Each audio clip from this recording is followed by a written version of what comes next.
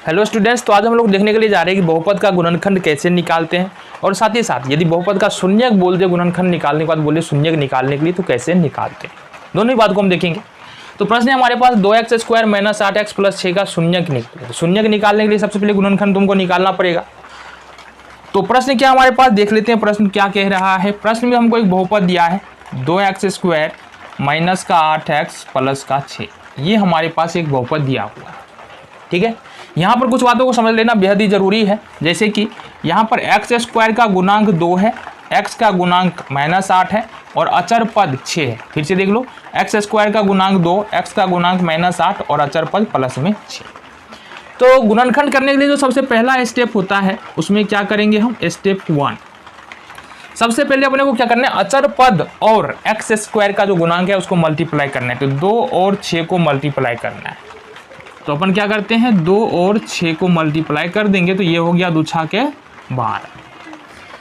दूसरा जो स्टेप है उसमें क्या करना है, 12 के जितने भी संभावित फैक्टर है वो लिखना है। कैसे, जैसे 3 × 4 12 हो जाएगा, 2 × 6 12 हो जाएगा और 12 एकम 12 हो जाएगा। ये बोल रहे थे तुम, यानी कि दो संख्याओं के गुणनफल के रूप में 12 को कितने प्रकार से लिख सकते हैं, ये लिख लिया हमने। अब देखो मिडिल टर्म में x का गुणांक कितना है, -8 है।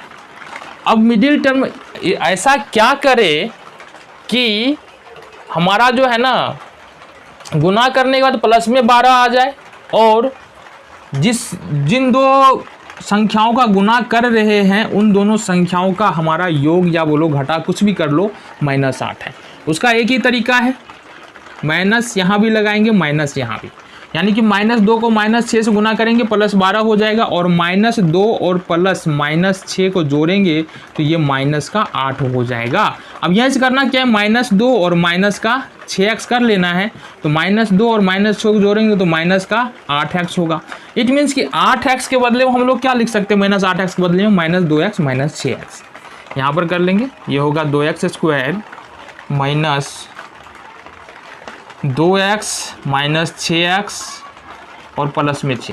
देखो सिर्फ ये हमने चेंज किया है, 8x के बदले में सिर्फ हमने इतना लिखा है। इसके अलावा ये इसमें कोई चेंज नहीं है, इसमें कोई चेंज नहीं है। देन अब क्या करना है, अब लेना है कॉमन। अगर कॉमन नहीं लेना आता है तो थोड़ा सा एक्सपेंड कर लो। किसको, इसको गुना के रूप में लिख लो 2x² को। कैसे लिखते हैं, जैसे 2x² है, इसको कैसे कर सकते हैं, 2 × x × x ऐसे कर सकते हैं। ठीक है, जैसे 2x है तो 2x को कैसे लिखेंगे, 2 × x, इस प्रकार से।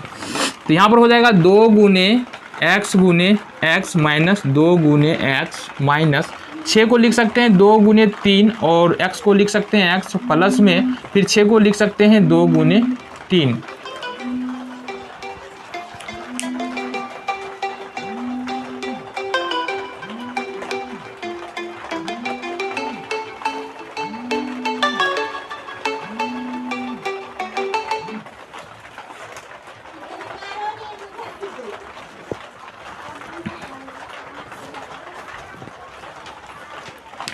तो आ जाओ नेक्स्ट, अब क्या करना है। अब यहाँ पर देखते हैं कि देखो पहले पद में 2x, ये 2x और यहाँ भी 2x कॉमन मिल रहा है हमको, यानी कि पहले पद में भी है दूसरे पद में भी है।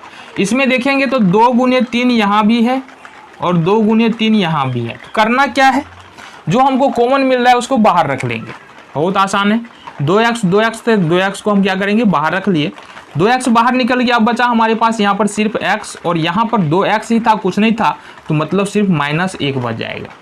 यहाँ पर क्या है जी, यहाँ पर देखो माइनस है तो माइनस कर लेंगे, माइनस यहाँ से देखो प्लस का मतलब क्या होता है कि यहाँ पर 2 माइनस होगा तब जाके प्लस बना होगा।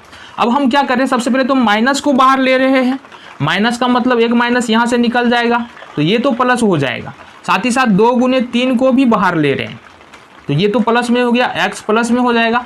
2 माइनस में से 1 माइनस लिए, मतलब प्लस है मतलब 2 माइनस है, -1 माइनस बाहर ले लेंगे तो हमारे पास ये माइनस बच जाएगा। ये हो जाएगा हमारे पास क्या, 2x × x - 1 -6 × x - 1। अब देखो यहाँ से x - 1 x - 1 इसको कॉमन ले लेंगे, ये होगा x - 1 और बच जाएगा हमारे पास 2x - 6। अब चूंकि शून्यक निकाले तो इसके बराबर में क्या रखेंगे, 0 रख देंगे। देन बारी बारी से दोनों को 0 के बराबर करेंगे, x - 1 बराबर 0। अगर एक को इधर ले जाएंगे तो ये हो जाएगा हमारा 0 + 1 बराबर 1। यहाँ से पहला शून्य कितना निकल गया 1, दूसरा शून्य देख लेते हैं। ये हो जाएगा हमारा 2x - 6 बराबर 0। सबसे पहले 6 को दूसरी तरफ ले जाओ, तो ये होगा हमारे पास 2x बराबर 0 + 6। ये हो जाएगा 2x बराबर 0 में 6 जोड़ेंगे 6 हो जाएगा। 2x के बीच में क्या है मल्टीप्लिकेशन यानी गुना का चिन्ह है, तो x बराबर यदि लिखे तो ये होगा 6/2, 2 तिया 6। तो दूसरा शून्य कितना निकला हमारा 3, यानी पहला शून्य निकला 1, दूसरा शून्य निकला